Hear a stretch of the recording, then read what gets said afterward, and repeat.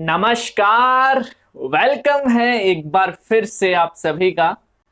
तो इस वीडियो में हम चैप्टर 10 का रिवीजन करने वाले हैं। चैप्टर 10 जिसका नाम है अल्टरनेटिंग करंट, हिंदी में कहते हैं प्रत्यावर्ती धारा। आप चाहते हो कि आपका चैप्टर 10 रिवाइज हो तो मेरे साथ बने रहना। सारे के सारे जो टॉपिक है वो हम यहाँ पे रिवाइज करने वाले हैं, सारा सब कुछ देखने वाले हैं। कौन कौन से टॉपिक है, किसका क्या कॉन्सेप्ट है, किस प्रकार से टॉपिक चल रहा है, ठीक है, सब कुछ देखेंगे। बने रहना। स्टार्ट करते हैं, चलो। चैप्टर 10 नाम लिख लेते हैं भाई।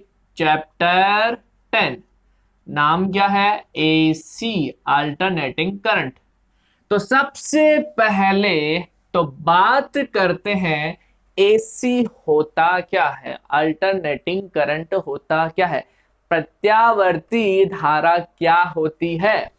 एसी एक ऐसा करंट होता है जिसका जो वैल्यू होता है ना, वैल्यू ये चेंज होता रहता है, चेंज होता रहता है।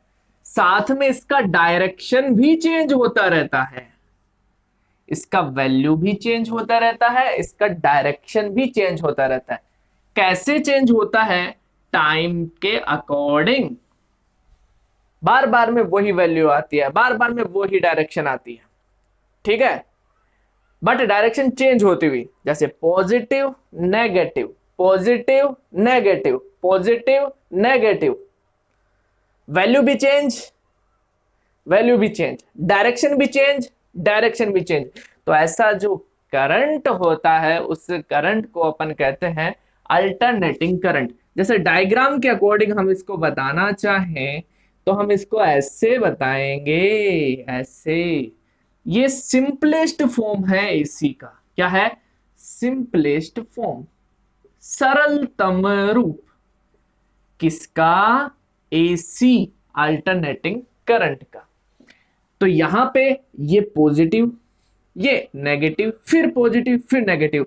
वैल्यू चेंज हो रही है, फिर चेंज हो रही है, फिर चेंज हो रही है। क्लियर? तो ये जो करंट होता है इस फॉर्म में, इस करंट को अपन कहते हैं एसी। और भी फॉर्म हो सकता है, जैसे ये हो गया, ये भी एसी है, बट सिंपलेस्ट फॉर्म हम यहां पे यूज करने वाले हैं। क्लियर इतनी बात? बोलो यस, यस, यस, यस। तो this is simplest form of alternating current. Value and direction both, दोनों चेंज होते रहते हैं विद रेस्पेक्ट टू टाइम। तो ऐसा जो करंट होता है, इस करंट को अपन क्या कहते हैं? Alternating current. क्लियर? इसी के अपोजिट होता है DC super hero, direct current, दिष्ट धारा। इसी के जस्ट अपोजिट क्या होता है? इसका जो वैल्यू होता है डीसी का, वो कांस्टेंट होता है, कई बार थोड़ा सा वेरी भी करता है, कई बार थोड़ा सा वेरी भी करता है, little bit, little bit very भी कर सकता है। बट इसका जो डायरेक्शन होता है ना, ये डायरेक्शन जो है ये बिल्कुल फिक्स है, कांस्टेंट है, ये चेंज नहीं होता है। मतलब इसको डायग्राम के अकॉर्डिंग बताना चाहें तो जैसे कि ये अपने पास हो गया, ये लो, ये करंट है बिल्कुल फिक्स, वैल्यू यहां पे फिक्स है इस करंट का, कोई चेंज नहीं है। डायरेक्शन भी फिक्स है, कोई चेंज नहीं है। ये करंट ऐसा भी हो सकता है, डायरेक्शन वही है, वैल्यू थोड़ा सा चेंज है, वैल्यू थोड़ा सा चेंज हो सकता है डीसी का, बट डायरेक्शन कभी चेंज नहीं होगा। अगर पॉजिटिव में है तो पॉजिटिव में, ये तो नहीं है ना ये पॉजिटिव से नेगेटिव में जा रही है इसकी जैसे, नहीं सर ऐसा तो नहीं है। तो एसी के जस्ट अपोजिट होता है। इसका जो डायरेक्शन होता है वो डायरेक्शन कभी बदलता नहीं है। क्लियर? ये था एसी और डीसी में डिफरेंस। एसी क्या हो गया, डीसी क्या हो गया। क्लियर ये बात है? चलो, एक चीज और आपको यहां पे ध्यान रखनी है, तो जो डीसी होता है इसका फ्रीक्वेंसी जीरो होता है। कितना होता है? जीरो। चलो, ये था बेसिक। अब पढ़ते हैं अपन इसमें अच्छे वाले टॉपिक जहां से क्वेश्चन भी बनते हैं। थोड़े डेरिवेशनल टॉपिक आते हैं।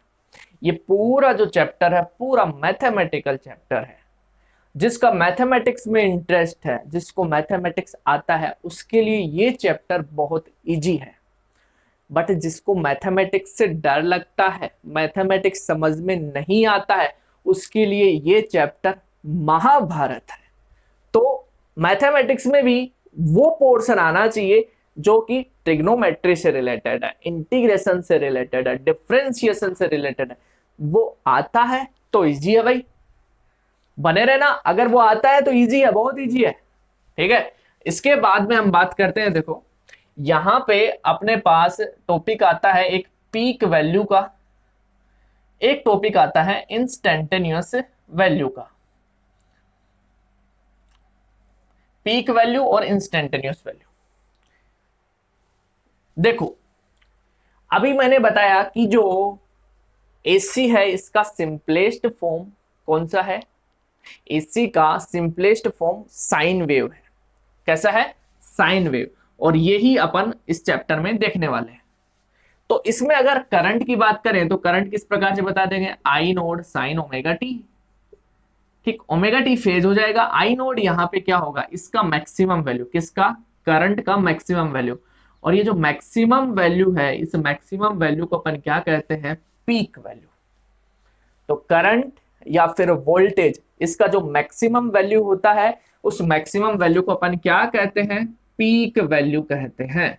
जैसे ये आई की बात करें तो ये आई नोड हो गया, ये प्लस आई नोड, ये माइनस आई नोड। ओमेगा टी यहाँ पे फेज हो गया, इसका काला हो गया। आई यहाँ पे इंस्टेंटेनियस करंट कहलाता है। किसी टाइम पे अपने को बताना है कि करंट क्या होगा, तो यहां से बताएंगे जो भी टाइम होगा उसके अकॉर्डिंग। तो ये जो करंट निकलेगा, इस करंट को क्या कहते हैं? Instantaneous current. क्लियर? तो छोटे छोटे टॉपिक यहाँ पे क्लियर होते हैं, पीक वैल्यू और इंस्टेंटेनियस वैल्यू। ओके, आगे बात करते हैं। देखिए इसके बाद में अपना टॉपिक आता है एवरेज करंट का, या मैं कहूं एवरेज वैल्यू का, औसत मान का। एवरेज वैल्यू, औसत मान। यहां पे अब हम क्या करने वाले हैं? एवरेज वैल्यू निकालने वाले हैं। किसकी? करंट की या फिर वोल्टेज की। तो जैसे करंट की अपना एवरेज वैल्यू निकालें एसी में, तो देखो ये इसका एक कंप्लीट साइकिल हो गया, 0 T/2 और ये T, ये I और ये T। करंट का निकालें जैसे यहां से, ये कंप्लीट साइकिल हो गया। इस कंप्लीट साइकिल के लिए आई एवरेज निकालें तो क्या करेंगे भाई? 0 से T I डॉट dt, 0 से T और ये dt, ऐसे ही करेंगे। और मैं कह रहा हूं इसका वैल्यू आएगा 0। सर कैसे आएगा? देखो यहां पे इसका एवरेज निकालेंगे, ये पॉजिटिव में आएगा, इसका एवरेज निकालेंगे, ये नेगेटिव में आएगा। वैल्यू तो वही है, बस इधर अलग है, वैल्यू वही आ रही है। यहाँ पे यहाँ पे यहाँ पे यहाँ पे सिमिलरली, ये प्लस में तो ये माइनस में। तो इसका एवरेज निकालेंगे तो प्लस में आएगा, इसका एवरेज माइनस में, टोटल के लिए क्या हो जाएगा? 0। ये प्लस में ये माइनस में, इक्वल आएगा, 0 आ जाएगा। तो हम क्या करते हैं? हाफ पॉजिटिव साइकिल के लिए, पॉजिटिव हाफ साइकिल के लिए अपन क्या निकालते हैं? Average current. भाई कंप्लीट के लिए 0, हाफ के लिए कितना? 0 से T/2 कर देंगे और ये dt कर देंगे। क्लियर? क्या करेंगे? I का वैल्यू पुट करेंगे। I का वैल्यू कितना है सर? I का value I note sine omega T है, साइन ओमेगा टी, और ये dt, ये अपॉन ये 0 से T/2 ये dt। ओके, हाँ सर ठीक है। आगे बताइए सर, आगे देखो ये आई नोड हो गया, इसका करते हैं इंटीग्रेशन। इससे पहले इसकी बात करें, इसका इंटीग्रेशन कितना हो जाएगा? T/2 यानी ऊपर आ जाएगा। इसका करते हैं, ये हो जाएगा माइनस कॉस ओमेगा टी, 0 से T/2। ओके सर, आगे बताइए, आगे देखो बेटा, आगे ये हो गया 2 आई नोड अपॉन टी, यहां से अपर लिमिट रखते हैं minus cos 2 pi by t multiply t, t कितना t by 2 minus minus plus cos 0, minus होता है ना, माइनस अंदर जाएगा तो क्या होता है, upper limit minus lower limit, लेकिन पहले माइनस है तो यहाँ पे माइनस, यहाँ पे माइनस माइनस प्लस हो गया। अच्छा अब टी से टी कट गया, 2 से 2 कट गया, क्या बच गया, कोस पाई बच गया। कोस पाई की वैल्यू कितनी सर, -1, तो माइनस माइनस प्लस 1, कोस 0 की वैल्यू कितनी +1, कितना हो गया 2, मतलब इसकी वैल्यू आ गई 4। और रे रे रे रे इंटीग्रेशन में एक चीज तो भूल ही गए, यहाँ पे ओमेगा भी तो आएगा नीचे, सोच रहे होंगे सर गलत इंटीग्रेशन कर दिया, यहाँ पे नीचे ओमेगा भी आएगा है ना, क्योंकि ये एक तरह से कांस्टेंट का काम कर रहा है। साइन 80 डॉट डी टी का क्या होता है, माइनस कॉस 80 बटे हुए ए, तो ए क्या है omega, omega omega omega omega omega, फिर कितना हो गया 4 आई नोड और ये omega t. Clear, yes sir clear. आगे आगे 4 आई नोड ओमेगा कितना 2 pi by t multiply T, cut गया 2 दूनी 4, मतलब कितना आ गया 2 आई नोट बटे हुए पाई। तो ये अपने पास पॉजिटिव हाफ साइकिल के लिए एवरेज वैल्यू आ जाएगा, नेगेटिव के लिए जस्ट नेगेटिव हो जाएगा, कंप्लीट के लिए ये दोनों जुड़ के 0 हो जाएगा। क्लियर, तो ये था भाई आपका एवरेज वैल्यू करंट का। सिमिलरली अगर बात करें वोल्टेज का तो V average to V node upon pi.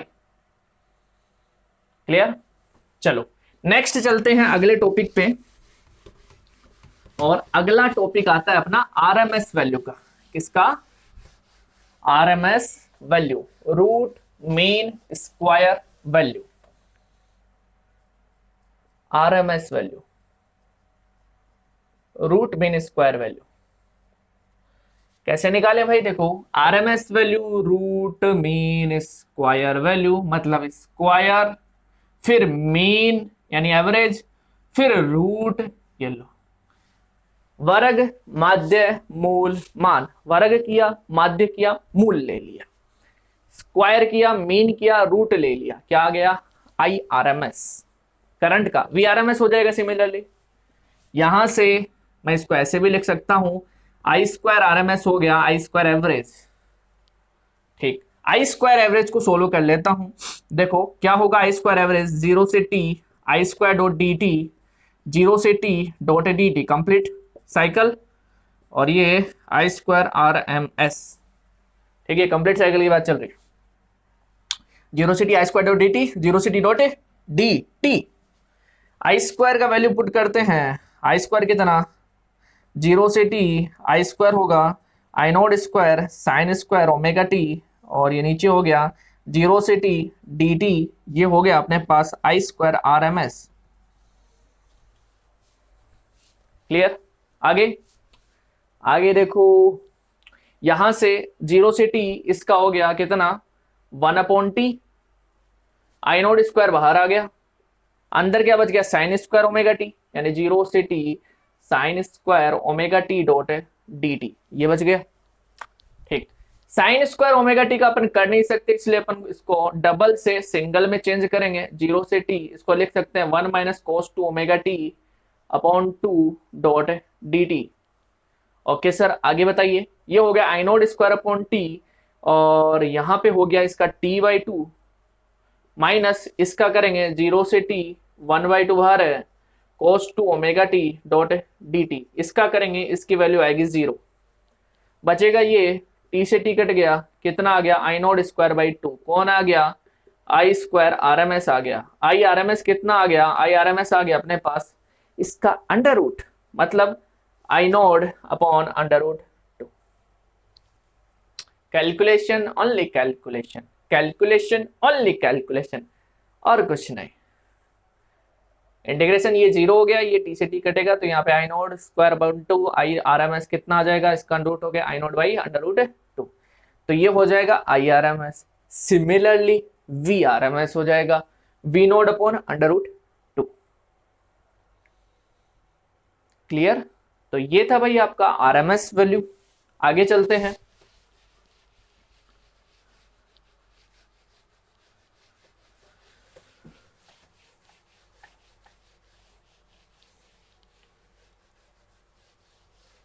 RMS value के बाद में एक छोटा सा क्वेश्चन मैं देता हूं आपको, ढूंढना, क्योंकि आप रिवीजन कर रहे हो। स्किन इफेक्ट क्या होता है, यही इसी चैप्टर में अपने को पढ़ने को मिलता है स्किन इफेक्ट। तो स्किन इफेक्ट होता क्या, हिंदी में बोलते हैं त्वचिक प्रभाव। क्या होता है बताना मेरे को जरूर। आगे बात करते हैं। आगे बस अब टॉपिक आता मस्त वाला। वह देखा जाए तो यार सारे टॉपिक मस्त है, लेकिन ये टॉपिक मस्त इसलिए क्योंकि ये मैथमेटिकल टॉपिक है। क्वेश्चन भी मोस्टली यहीं से बनता है। फेजर डायग्राम, फेजर डायग्राम, ठीक। अलग अलग सर्किट के लिए फेजर डायग्राम निकालेंगे। फेजर क्या होता है, एक रोटेशनल वेक्टर होता है, रोटेशनल वेक्टर। और इस वेक्टर की जो लेंथ होती है, क्या लेंथ, इसकी ये जो लेंथ है ये वी नोड या फिर आई नोड को रिप्रेजेंट करती है। जैसे जो भी वेक्टर होता है उसको अपन ऐसे लिखते हैं ना, टेल, हेड, तो ये लेंथ होती है वो मैग्नीट्यूड बताती है। यहाँ पे ये जो लेंथ होती है ये वी नोड या आई नोड को बताती है, मतलब पीक वैल्यू को बताती है। किसकी पीक वैल्यू, वी या आई की। ओके, तो फेजर डायग्राम बनाते हैं अलग अलग सर्किट के लिए। पहले ले लेते हैं प्योर आर सर्किट। थोड़ा सा फास्ट चलना पड़ेगा, ठीक है। प्योर आर सर्किट, यहां पे क्या होता है, एक रेजिस्टेंस को, प्योर का मतलब केवल और केवल रेजिस्टेंस, इसको जोड़ दिया जाता है एसी वोल्टेज सोर्स से। एसी सोर्स को रिप्रेजेंट ऐसे किया जाता है, ठीक है। ये चीज ध्यान रखना, एसी का संकेत सिंबल ये होता है। तो जैसे ये आर हो गया, यहाँ पे वी कितना, V node sine omega t. ये वी आर बराबर कितना, आई आर। अब यहां से V is equal to V R हो जाएगा।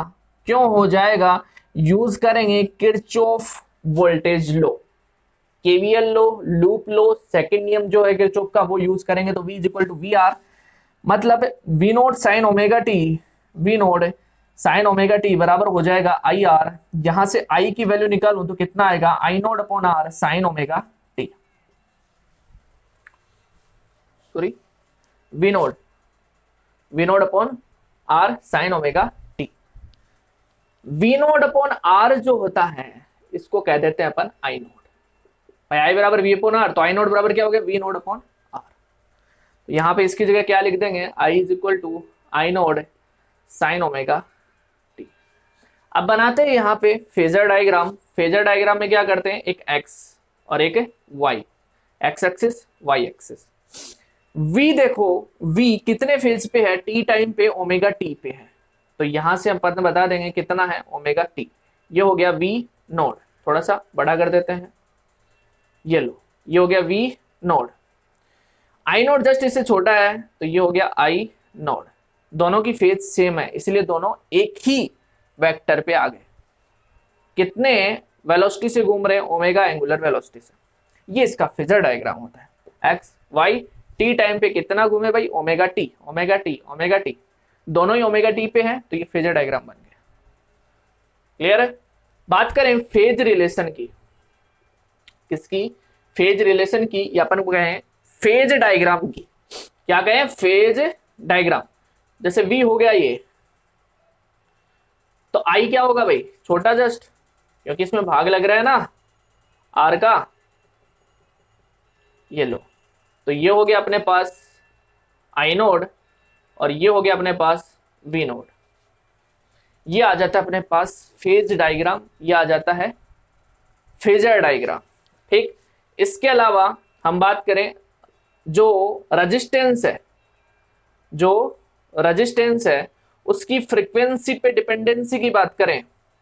देखो यहाँ पे रेजिस्टेंस वाला जो टर्म है इसमें कोई फ्रीक्वेंसी का टर्म नहीं है, तो हम यहाँ पे कहेंगे कि जो रेजिस्टेंस है वो फ्रीक्वेंसी पे डिपेंड नहीं करता है। मतलब फ्रीक्वेंसी कुछ भी करो रेजिस्टेंस वही रहेगा, कोई डिपेंडेंसी यहाँ पे नहीं होगी। फ्रीक्वेंसी कितनी ही बढ़ाओ आपका रेजिस्टेंस उतना ही रहने वाला है जितना था। क्लियर। ये तीन डायग्राम यहाँ पे बनते हैं, ये इसका प्योर आर सर्किट होता है। आगे बात करते हैं प्योर एल सर्किट की। किसकी? Pure L circuit. Pure R circuit के बाद आता है प्योर एल सर्किट।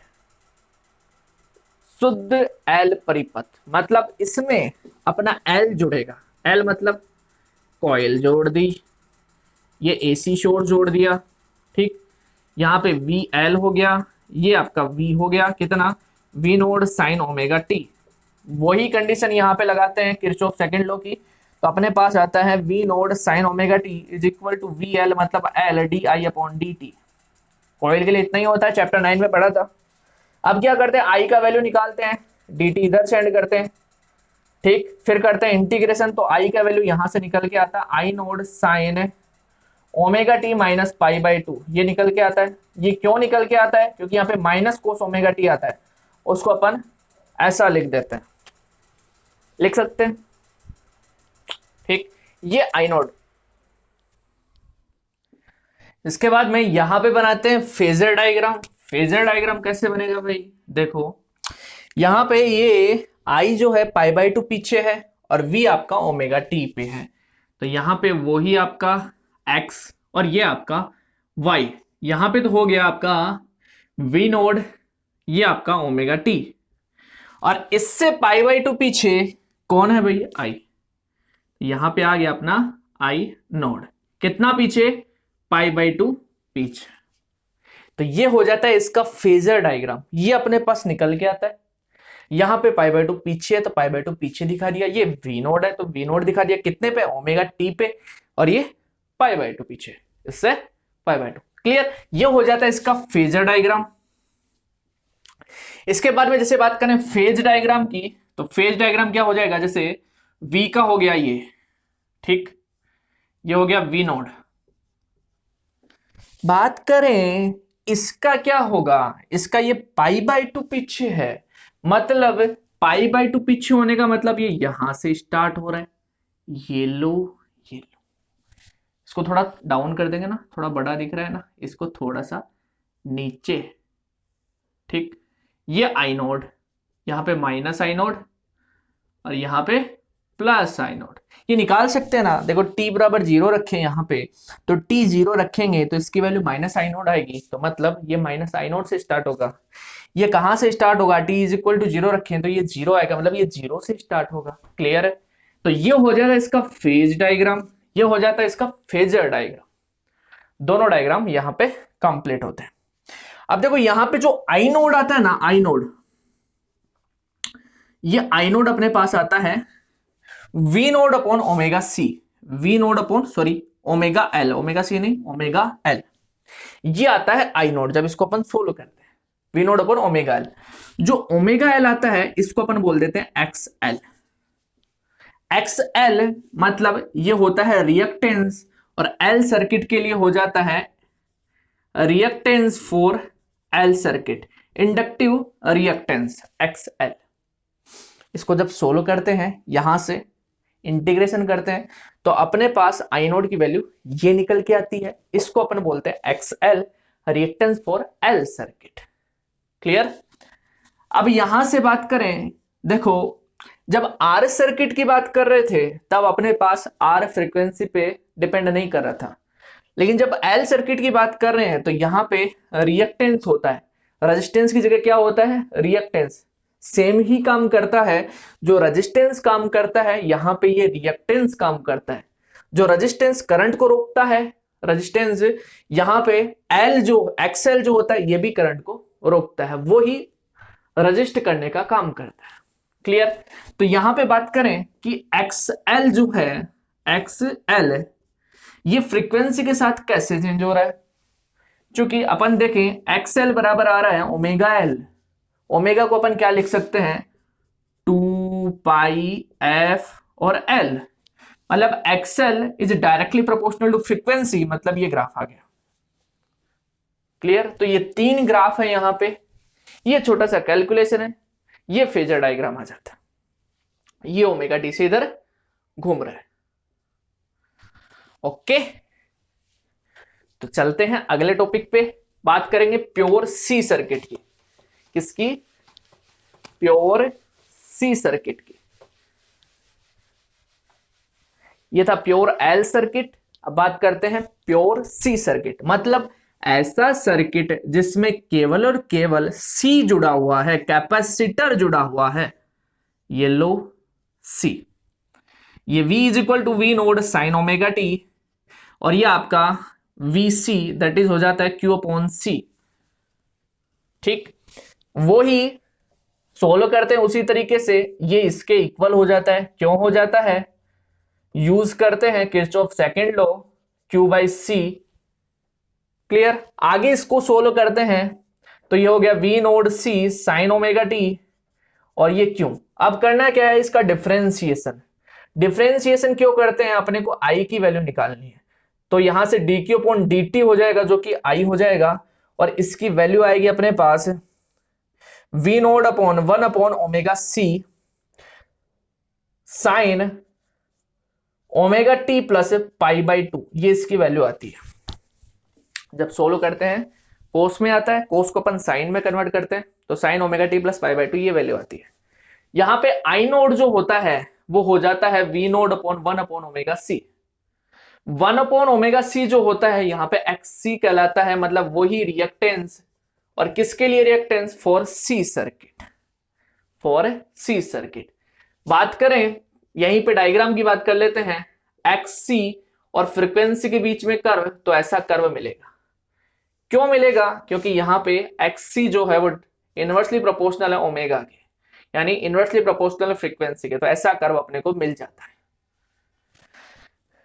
क्लियर है? तो ये था भाई एक्स सी और फ्रीक्वेंसी के बीच का कर्व। ठीक, ये था प्योर सी सर्किट। आगे बात करते हैं।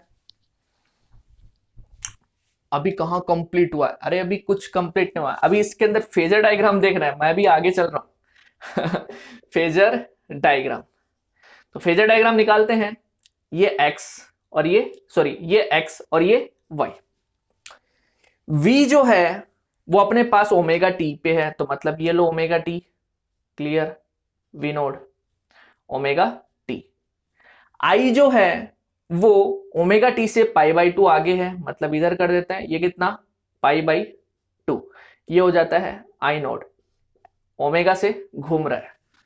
ये हो जाता है अपने पास फेजर डायग्राम। फेज डायग्राम की बात करें तो फेज डायग्राम अपने पास आ जाता है, ये तो हो गया V का, और ये यहां से स्टार्ट हो जाएगा I का, क्योंकि I इज इक्वल टू क्या आ रहा है? I naught sine omega T plus pi by 2। T is equal to 0 करें तो I की वैल्यू पॉजिटिव में आई नोड आती है, और ये V नोड। तो 3 डायग्राम, फ्रीक्वेंसी का, फेजर डायग्राम और ये फेज डायग्राम। चलो अगला टॉपिक। तो प्योर R देख लिया, प्योर L देख लिया, प्योर C देख लिया। अब बात करते हैं कॉम्बिनेशन वाले सर्किट की, जिसमें 2 तो देखेंगे अपन 2 के कॉम्बिनेशन का, और एक देखेंगे 3 के कॉम्बिनेशन का। 3 मतलब LCR। तो पहला देख लेते हैं 2 के कॉम्बिनेशन में, पहला RL सर्किट देख लेते हैं। मतलब R भी जोड़ दिया और L भी जोड़ दिया। किससे जोड़ दिया? AC वोल्टेज सोर्स से। क्या है भाई AC voltage source? V node sine omega t, ये R ये L। क्लियर है इतनी बात? अब देखो यहां पे इस सर्किट को सोल्व करने के लिए हम वेक्टर डायग्राम बनाते हैं। क्या बनाते हैं? वेक्टर डायग्राम, सदिश आरेख। इसको सोल्व करने के लिए वेक्टर डायग्राम बनाते हैं। अब बात आती है सर आप हम उसको वैसे भी तो सोल्व कर सकते हैं ना, जैसे हम बाकी को सोल्व कर रहे थे भाई, यहाँ का भी यहाँ के इक्वल। हाँ वैसे भी कर सकते हैं, वो थोड़ा लंबा पड़ेगा, इसीलिए शॉर्टकट में चलते हैं वेक्टर डायग्राम के थ्रू। अपने बुक में ऐसा ही गिवन है, क्या वेक्टर डायग्राम से डायरेक्ट इसको सोल्व करते हैं। तो करते क्या है भाई, वेक्टर डायग्राम बनाते हैं इसके लिए, इसके लिए। तो जिसमें बात करें रेजिस्टेंस की, समझना ध्यान से। ये हो गया जैसे V नोड R का, तो अभी आपने पढ़ा रेजिस्टेंस के लिए जिधर V नोड होता है उधर ही I नोड होता है। जिधर वी नोड होता है उधर ही आई नोड, मतलब दोनों सेम फेज पे होते हैं, तो मैं यहां पे कह दूंगा आई नोड भी इधर ही है। क्लियर इतनी बात? दोनों को मैंने किस में जोड़ा है? सीरीज में जोड़ा है। सीरीज में जोड़ा है तो आई आपका सेम रहेगा, तो यहां पे आई नोड इस डायरेक्शन में अपने को मिल गया। बात करूं मैं एल सर्किट की, तो एल सर्किट में जिधर वी नोड होता है उधर आई नोड नहीं होता है। आई नोड जस्ट π/2 पीछे होता है, एल सर्किट में जस्ट π/2 पीछे, π/2 पीछे। आई नोड एल सर्किट में π/2 पीछे होता है, तो π/2 पीछे हो गया ना। आई नोड एल सर्किट में π/2 पीछे, तो पीछे आ गया। यहां से इनका रिजल्टेंट ये निकल के आएगा, और इस रिजल्टेंट को मैं कह दे रहा हूं वी नोड आर एल।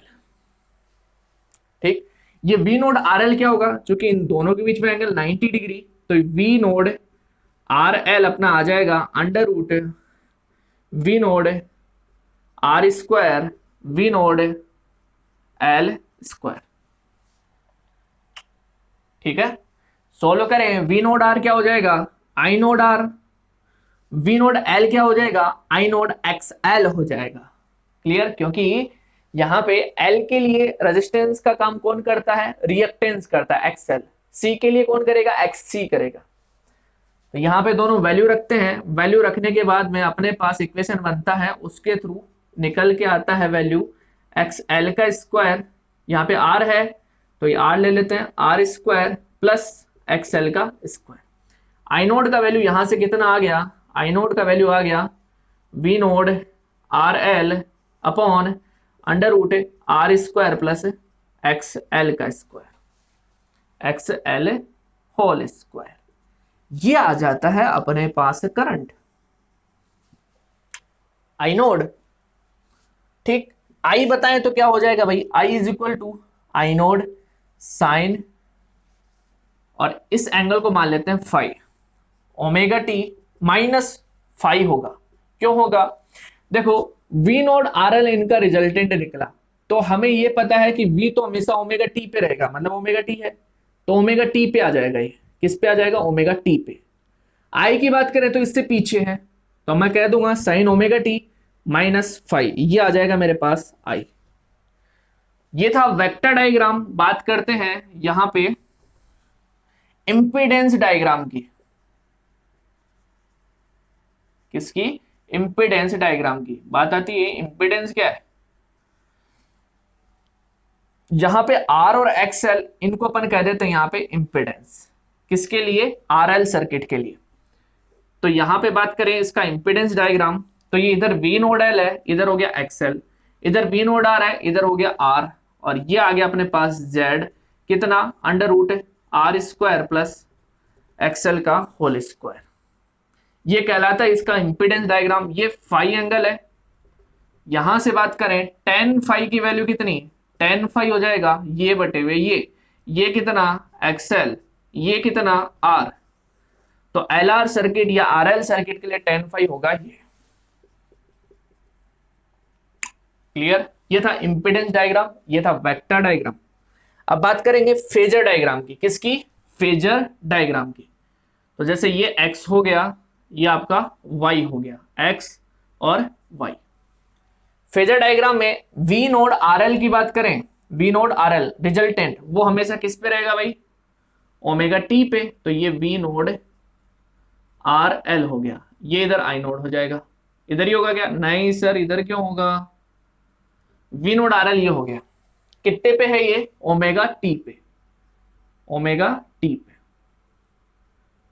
अब वी नोड आर एल से फाई एंगल पीछे कौन है? वी नोड आर, या मैं कहूं आई नोड पीछे है।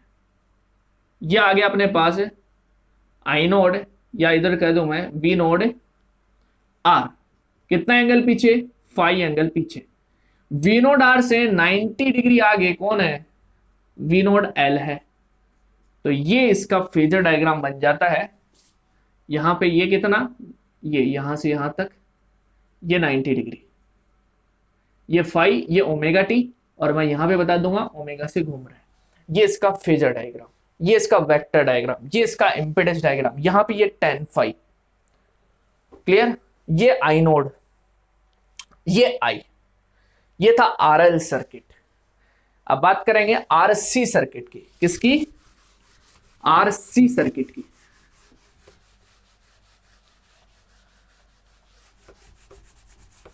आरसी सर्किट देखो, आरसी सर्किट,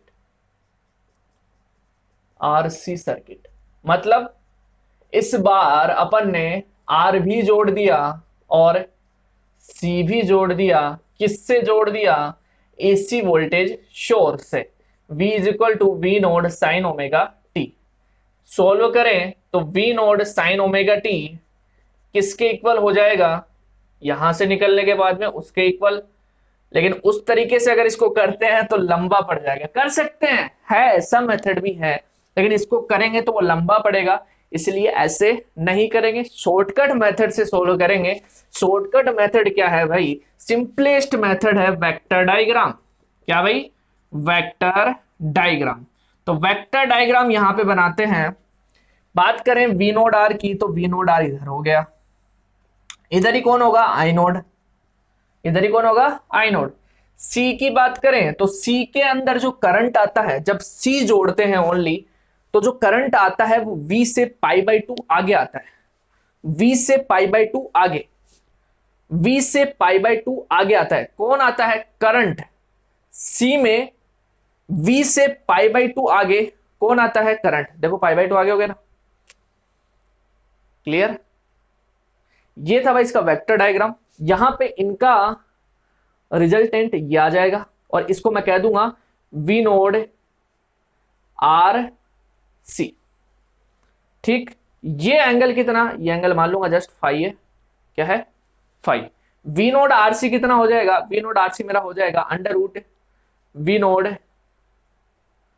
आर का whole square plus V node C का होल स्क्वायर। ठीक, वी नोड आर क्या होगा? I naught R. V node C क्या होगा? आई नोड एक्स सी।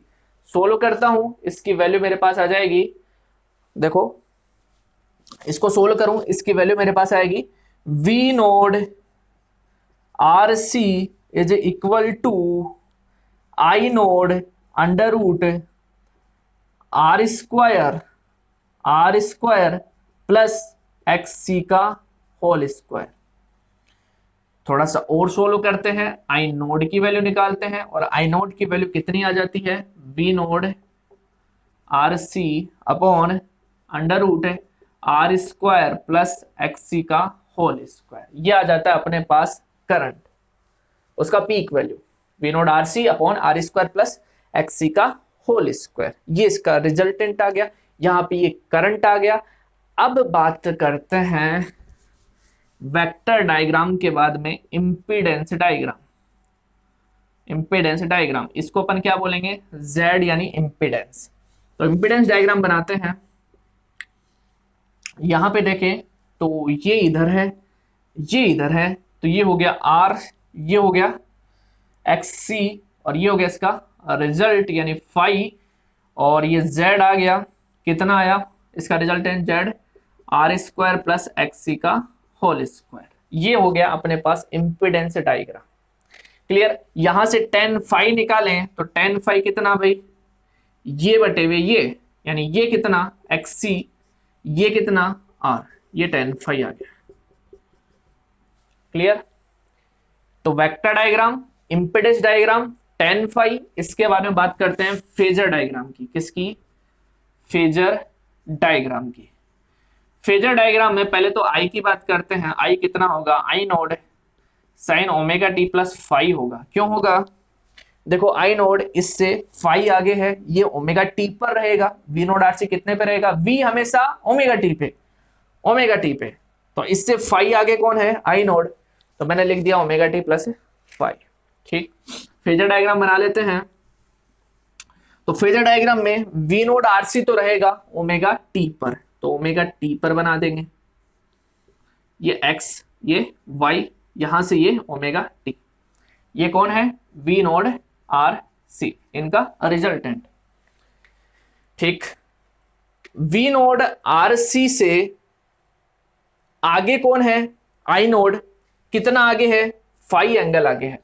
यहाँ पे फाई एंगल आगे कर देते हैं, आई नोड, या मैं कहूं V node R, V node R, और ये कौन, आई नोड। कितना आगे है, फाई एंगल आगे है। कौन आगे है, करंट आगे, देखो करंट आगे ना यहाँ पे, वी नोड आर सी से फाई एंगल, तो मैंने फाई एंगल आगे कर दिया। वी नोड आर जो है इसके परपेंडिकुलर कौन है, वी नोड सी, तो इसके परपेंडिकुलर ये लो, ये हो गया वी नोड सी।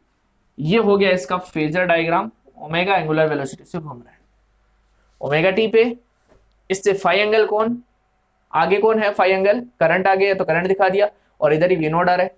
इससे पाई बाय 2 पीछे कौन, वी नोड सी, ये angle pi by 2। Impedance diagram, vector diagram, phasor diagram, current का वैल्यू आ गया, फाई आ गया, और ये अपने पास इंपेडेंस जेड आ गया।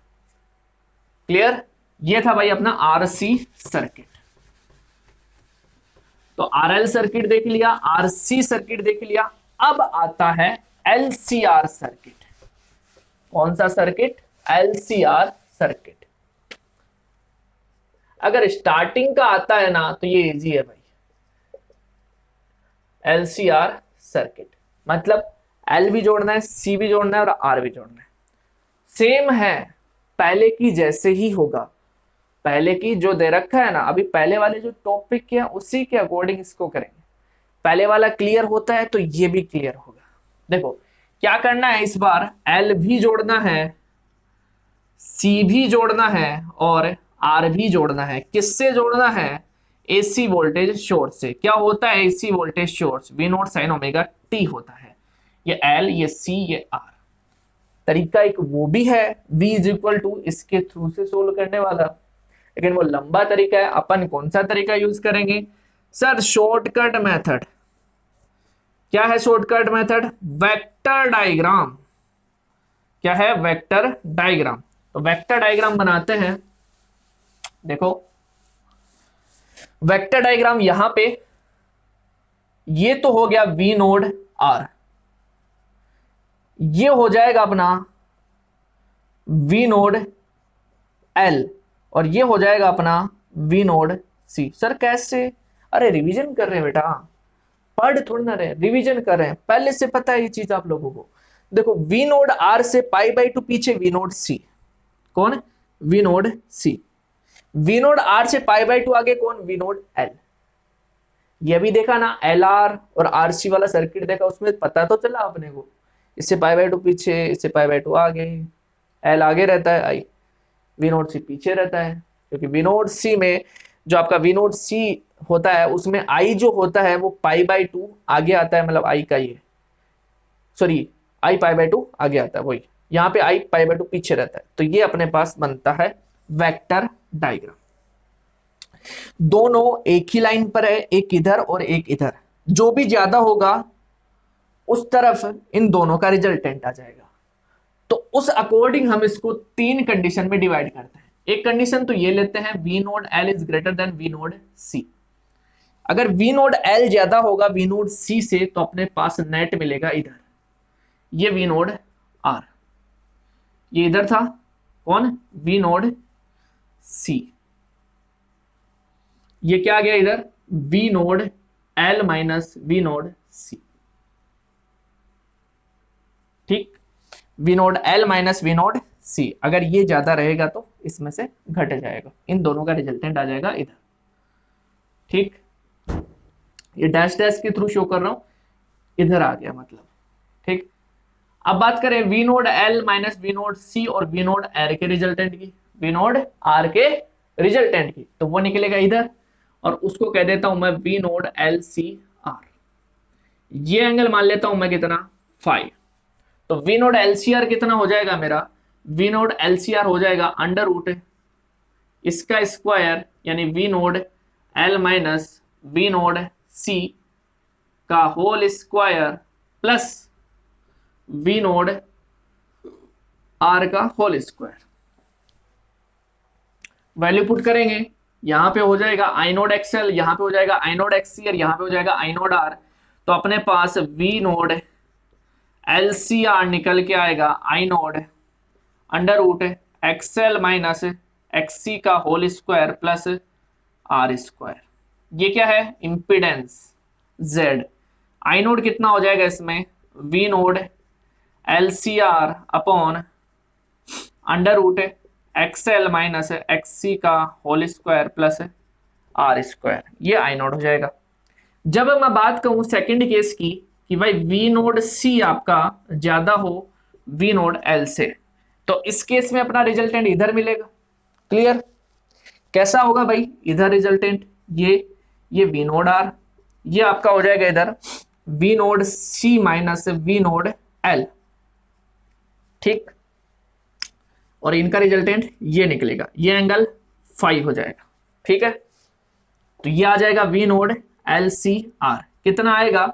V node L C R अपने पास ये हो जाएगा V node R square plus V node C minus V node L का होल स्क्वायर। जस्ट इधर सोल्व करेंगे तो इसका जो आई नोड आएगा इसके अंदर वो हो जाएगा V node L C R बटे हुए under root X C minus X L का whole square plus R square. क्योंकि इसमें ज्यादा कौन है? ये पार्ट ज्यादा है, तो यहां पे ये आई नोड आ जाएगा। क्लियर? आई की वैल्यू यहां पे चेक करें तो क्या हो गया? I naught sine omega t, और आई इधर आएगा मतलब माइनस फाइव पीछे है। यहां पे बात करें आई आगे रहेगा क्योंकि इधर आई नोड आएगा ना, आई आगे, तो यहां पे आ जाएगा I is equal to I naught sine omega T plus five. ठीक, बात करें इंपिडेंस डायग्राम की तो इंपिडेंस डायग्राम में यहां पे क्या हो जाएगा?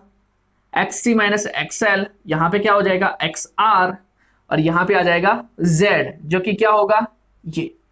सिमिलरली यहां पे बात करें तो ये हो जाएगा एक्सएल माइनस एक्ससी, और ये हो जाएगा आर, और यहां पे आ जाएगा इसका रिजल्टेंट यानी जेड जो कि हो जाएगा अपने पास ये। क्लियर है? ये इसका इंपिडेंस डायग्राम हो जाएगा। जस्ट यहां पे अपने को यहां पे आर लिखना है, यहां पे एक्ससी, यहां पे एक्सएल, फिर रिजल्टेंट एक्सएल माइनस एक्ससी। सिमिलरली यहां पे करना है तो वो अपना पास इंपिडेंस डायग्राम हो जाएगा। बात करें tan फाई की, किसकी? tan फाई की, तो tan फाई क्या हो जाएगा भाई? यहां पे ये आर को प्रदर्शित करेगा, ये एक्सएल माइनस एक्ससी को रिप्रेजेंट करेगा। तो tan फाई क्या होगा? ये बटे हुए ये, तो ये कितना? एक्सएल माइनस एक्ससी बटे हुए आर tan फाई। यहां पे tan फाई क्या हो जाएगा? यहां पे tan फाई हो जाएगा ये बटे हुए ये, मतलब एक्ससी माइनस एक्सएल बटे हुए आर। तो ये था भाई आपका एलसीआर सर्किट में दोनों केस। पहला केस हो गया, ये सेकंड केस हो गया। पहले केस में अपन ने फेजर डायग्राम बनाना है, फेजर डायग्राम के बाद में अपने को, सॉरी ये फेजर डायग्राम नहीं हुआ, ये अपना वेक्टर डायग्राम हुआ। वेक्टर डायग्राम के बाद में इंपिडेंस डायग्राम। ठीक, इंपिडेंस डायग्राम के बाद में अपने पास इंपिडेंस के बारे में बताना है। क्या है इंपिडेंस? ये रहा इंपिडेंस इसके अंदर। ठीक, ये रिजल्टेंट क्या है वो बताना है, tan फाई क्या होगा वो बताना है। सिमिलरली इसके अंदर होगा, बस इसमें क्या हो जाएगा भाई? वी नोड सी ज्यादा होगा तो एक्ससी माइनस एक्सएल हो जाएगा। अगर वी नोड एल ज्यादा होता है तो एक्सएल माइनस एक्ससी हो जाएगा। ठीक, क्लियर? ये vector diagram, impedance diagram, just फिर फेजर डायग्राम। फेजर डायग्राम और बना लेते हैं। देखो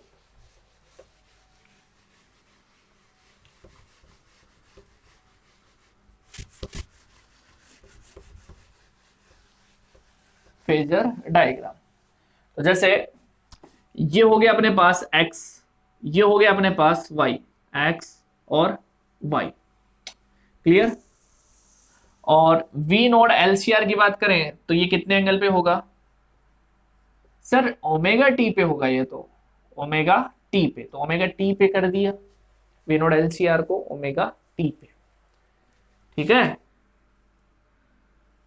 और यहां पे बात करें ये वी नोड एलसीआर किसका रिजल्ट आता है, किसका रिजल्टेंट निकल के आता है? ये रिजल्टेंट निकल के आता है एक तो वी नोड आर का और एक है ये, इधर होता है अपने पास वी नोड एल और इधर होता है वी नोड सी। इनका रिजल्टेंट इधर आता है कितना, अगर वी नोड एल ज्यादा होता है तो V node L minus V node C, ये हो जाएगा, फिर इनका रिजल्टेंट ये निकल के आ जाएगा। क्लियर है? ठीक। और इसमें ये वी नोड आर आपका इससे पीछे मतलब फाइव, मतलब I is equal to I naught sine omega T minus five हो जाएगा।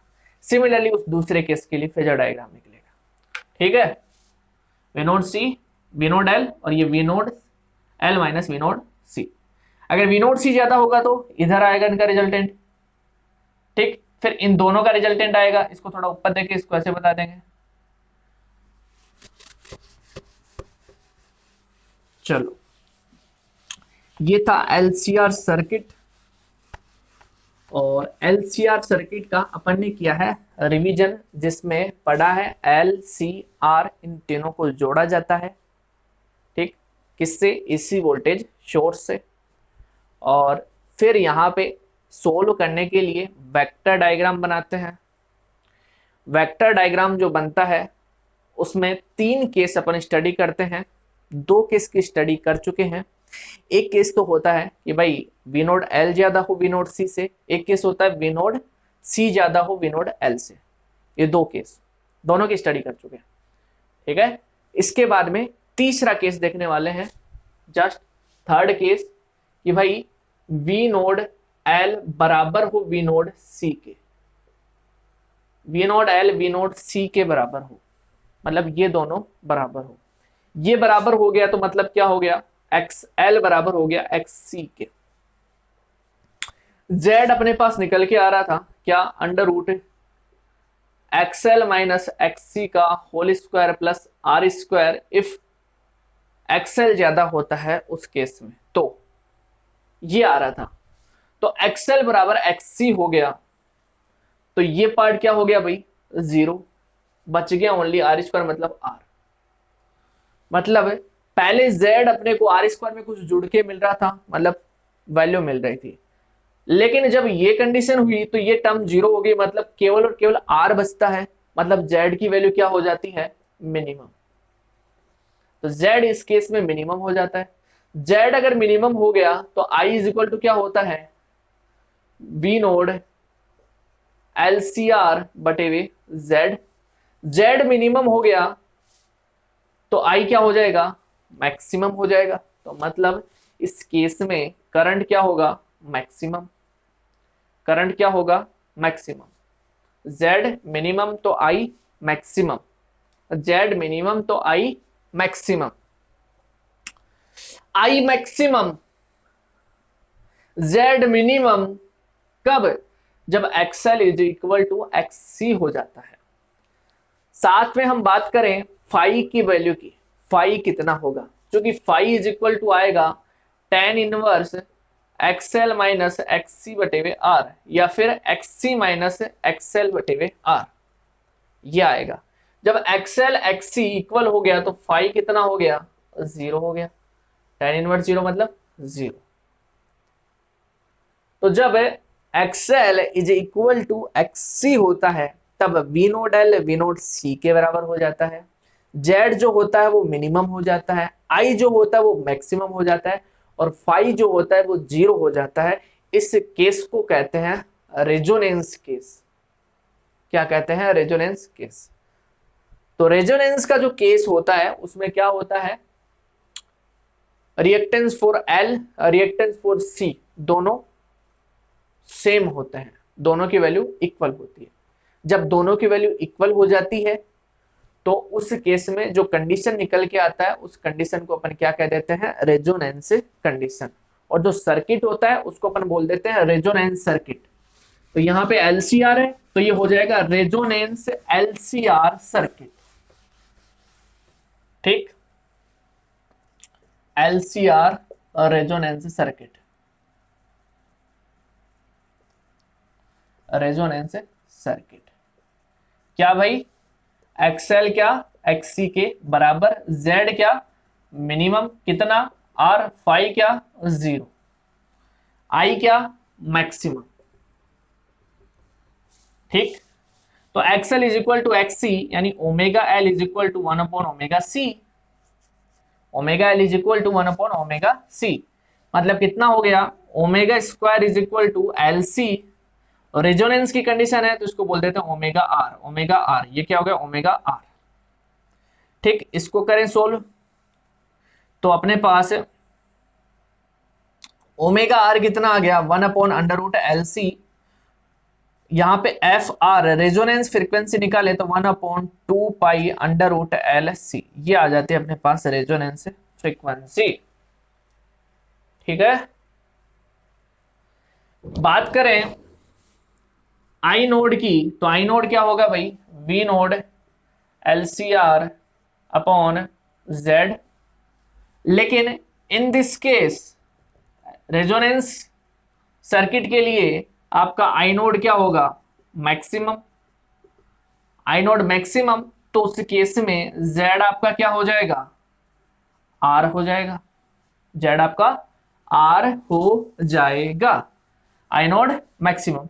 इसी को अगर मैं बात करूं आई आर एम एस के लिए तो आई आर एम एस आपका मैक्सिमम सिमिलरली क्या हो जाएगा V R M S upon R, किस केस के लिए रेजोनेंस सर्किट के लिए, इसी के जैसे I R M S maximum आ जाएगा V R M S upon R. ठीक है, तो ये था रेजोनेंस का सर्किट। यहां पे देखते हैं दो डायग्राम, यहीं पे देख लेते हैं। देखो एक डायग्राम तो देखते हैं जेड और फ्रीक्वेंसी के बीच में, किसके बीच में जेड और फ्रीक्वेंसी के बीच में। देखो जेड और frequency, in the case of resonance Z जो होता है वो मिनिमम होता है, जेड क्या होता है मिनिमम, जेड क्या होता है मिनिमम। तो उस केस में हम बात करें कि जेड मिनिमम है, मतलब जेड की वैल्यू यहां पे ऊपर न होके नीचे होगी कहीं ना कहीं। किस केस में, जब बात करेंगे रेजोनेंस कंडीशन की, मतलब रेजोनेंस फ्रीक्वेंसी पे जेड मिनिमम होगा, तो हमने ये रेजोनेंस फ्रीक्वेंसी थी यहां पे बता दिया जेड।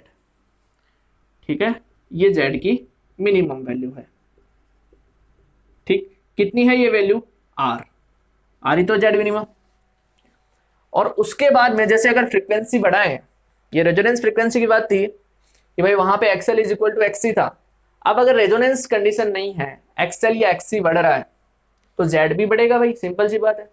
देखा भाई जेड इज इक्वल टू क्या आता है एक्सएल माइनस एक्सी का whole square plus R square. अब मैं कह रहा हूँ रेजोनेंस की कंडीशन नहीं है, रेजोनेंस फ्रीक्वेंसी नहीं है, या तो एक्सएल ज्यादा है या एक्सी ज्यादा है, तो दोनों ही केस में जेड अधिक होगा, तो दोनों ही केस में जेड क्या होगा बढ़ेगा। मतलब अगर मैं बताऊं रेजोनेंस फ्रीक्वेंसी के आगे चलूं तो भी जेड बढ़ेगा, और रेजोनेंस फ्रीक्वेंसी के पीछे चलूं तो भी जेड बढ़ेगा, या तो एक्सएल ज्यादा हो एक्सी से या एक्सी ज्यादा हो एक्सएल, दोनों ही केस में क्या होगा जेड बढ़ेगा। बट अगर दोनों बराबर हो तो जेड मिनिमम होगा, वैल्यू कितनी आर। तो ये डायग्राम अपने को मिल जाता है जेड और फ्रीक्वेंसी के बीच में। ठीक है, एक डायग्राम और बना लेते हैं आई आर एम एस और फ्रीक्वेंसी के बीच में। देखो रेजोनेंस का जब कंडीशन होता है तो जो आई होता है वो मैक्सिमम होता है, तो लेट ये रेजोनेंस का कंडीशन है एफ आर, इसमें आई क्या है मैक्सिमम, तो मैक्सिमम यहाँ पे कोई ना कोई वैल्यू होगी, ये मैक्सिमम दे दी। अब रेजोनेंस के बाद में बात करते हैं कि भाई जैसे फ्रीक्वेंसी बढ़ाते हैं जेड बढ़ेगा, घटाएंगे तो भी जेड बढ़ेगा। मतलब एक्सएल का मान एक्स से ज्यादा हो या एक्सी का मान एक्सएल से ज्यादा हो, दोनों ही केस में जेड बढ़ने वाला है, जेड बढ़ेगा तो आई घटेगा, तो दोनों ही केस में आई क्या होता है डिक्रीज। यहां पे ग्राफ आ जाता है अपने पास इसका, ये हो जाता है एफ आर, और यहां पे हो जाता है I R M S maximum value. Clear, तो ये दो डायग्राम थे, यहाँ पे दो ग्राफ थे, ये रेजोनेंस का कंडीशन आता है। क्लियर है, इसके बाद में अब बात करते हैं हाफ पावर पॉइंट फ्रीक्वेंसी की, इसकी half power point frequency, half power point frequency, अर्ध शक्ति बिंदु आवृत्तियां। देखो ये हम बात कर रहे हैं कि जो पावर है वो हाफ हो गया, कितना, हाफ, जस्ट आधा। तो उस केस में क्या होगा, पावर जो है वो आधा हो जाता है, हाफ हो जाता है, तो उस केस में क्या होगा, बस उस केस में दो अपने को पॉइंट मिलते हैं, दो फ्रीक्वेंसी मिलती है, और उन दोनों फ्रीक्वेंसी को अपन क्या कह देते हैं, हाफ पावर पॉइंट फ्रीक्वेंसी। क्या पावर मैक्सिमम जो है, पावर जो है उस पावर का आधा कर दें तो दो फ्रीक्वेंसी अपने को मिलती है, और इन दोनों फ्रीक्वेंसी के लिए जो करंट आता है वो मैक्सिमम वैल्यू का 1/√2 आता है। ये जो पॉइंट होता है, इन्हीं पॉइंट को अपन कहते हैं हाफ पावर पॉइंट फ्रीक्वेंसी। ऐसा ही पढ़ा है आप लोगों ने, और ऐसा ही होता है। देखो क्या होता है, जैसे ये आपका फ्रीक्वेंसी था, ये आपका IRMS था, ये अपने पास कर्व मिल गया, ठीक, ये आ गया अपने पास रेजोनेंस की कंडीशन। तो रेजोनेंस की कंडीशन में अपने को IRMS क्या मिलेगा भाई, मैक्सिमम मिलेगा, आई की वैल्यू मैक्सिमम होगी, ठीक। दो पॉइंट अपने को मिलते हैं इस ग्राफ पे, जहां पे जो पावर होता है वो आधा मिलता है, कितना मिलता है, आधा, ये दो पॉइंट। यहां पे करंट अपने को मिलता है IRMS मैक्सिमम का 1/√2, निकालेंगे ये। देखो दो पॉइंट है, इनके ऊपर जो पावर हो जाता है ये कितना हो जाता है, यहां पे जो पावर है इसका आधा हो जाता है। तो यहां का पावर क्या होगा भाई, I² RMS, और ये R, यहां का 1/2, क्या, 1/2 P मैक्सिमम, मतलब I² RMS का मैक्सिमम, और ये R, ठीक है। R से R कट हो गया, IRMS कितना आ गया, कितना आ गया, IRMS square, sorry, maximum upon √2। तो यहां पे जो करंट होता है वो रेजोनेंस फ्रीक्वेंसी पे जो करंट है उसका 1/√2 होता है। तो ये जो पॉइंट होते हैं, ये जो फ्रीक्वेंसी मिलती है, इनको हाफ पावर पॉइंट फ्रीक्वेंसी कहते हैं। क्लियर है, अर्ध शक्ति बिंदु आवृत्तियां, ऐसी फ्रीक्वेंसी जहां पे जो पावर होता है रेजोनेंस फ्रीक्वेंसी का आधा होता है, जो करंट होता है वो रेजोनेंस फ्रीक्वेंसी पे जो करंट है उसका 1/√2 होता है, ठीक है, I मैक्सिमम का 1/√2। यह है हाफ पावर पॉइंट फ्रीक्वेंसी। इसी के बाद में जैसे ये कर्व मिलता है अपने को ऐसे करके, ऐसे यहाँ पे F1 मिलता है, यहाँ पे F2, ये F1 बोल देते हैं अपन इसको, ये F2, और ये आ जाता है रेजोनेंस फ्रीक्वेंसी FR। यहां पे डिफाइन करते हैं बैंडविड्थ को। बैंडविड्थ क्या होती है, F2 माइनस F1, दोनों का जो डिफरेंस है, हाफ पावर पॉइंट फ्रीक्वेंसी जो है, इनका जो डिफरेंस है उसको अपन क्या कहते हैं, बैंडविड्थ। ये बैंडविड्थ निकालते हैं F2 माइनस F1। कहां से निकालेंगे, तरीका वही है जो अपने पास इक्वेशन मिली थी कि भाई जो पावर होता है वो जस्ट आधा हो जाता है, उसी से अपन इसको सोल्व करते हैं, और सोल्व करने के बाद में अपने पास F2 माइनस F1 निकल के आता है R/2πL, ये आता है अपने पास। चलो इसके बाद में अपने पास टॉपिक आता है क्वालिटी फैक्टर। क्या आता है, क्वालिटी फैक्टर। क्वालिटी फैक्टर क्या है, शार्पनेस, जस्ट शार्पनेस। शार्पनेस किसका, शार्पनेस जो कर्व मिलता है अपनों को उसका जो शार्पनेस होता है उसी को अपन क्वालिटी फैक्टर कहते हैं। कितना शार्प है वो, वही क्वालिटी फैक्टर कहलाता है। और ये शार्पनेस किस पे डिपेंड करेगा कि भाई ये IRMS है, ये फ्रीक्वेंसी है, ये रेजोनेंस फ्रीक्वेंसी आ गई, तो रेजोनेंस फ्रीक्वेंसी आ गई, IRMS आ गया, F आ गया। शार्पनेस डिपेंड करेगा रेजिस्टेंस पे, किस पे डिपेंड करेगा, रेजिस्टेंस पे। भाई रेजिस्टेंस अगर आप बढ़ाओगे, क्या, रेजिस्टेंस अगर आप बढ़ाओगे तो आपका I घटेगा, और रेजिस्टेंस अगर आप घटाओगे तो आपका I बढ़ेगा। और I अगर बढ़ेगा तो रेजिस्टेंस घट रहा है, आई बढ़ेगा तो आपका शार्पनेस क्या होगा, बढ़ेगा, मतलब क्वालिटी फैक्टर बढ़ेगा।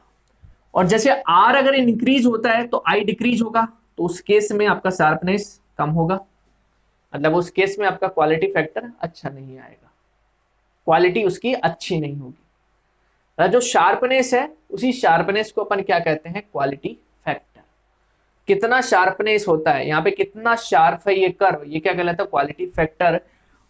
कैसे डिफाइन होता है, रेजोनेंस फ्रीक्वेंसी अपॉन बैंडविड्थ के रूप में डिफाइन होता है। ठीक है, तो ये था भाई क्वालिटी फैक्टर। जैसे रेजिस्टेंस के रूप में बताऊं, ये R1, ये R2, ये R3, तो आपका R1 कम है, R2 फिर R3, जैसे जैसे रेजिस्टेंस बढ़ेगा वैसे वैसे शार्पनेस घटता जाएगा। ओके, ये क्वालिटी फैक्टर का फॉर्मूला आ जाता है। इसके बाद में अपने पास आता है average power in AC circuit. क्या, average power in AC circuit.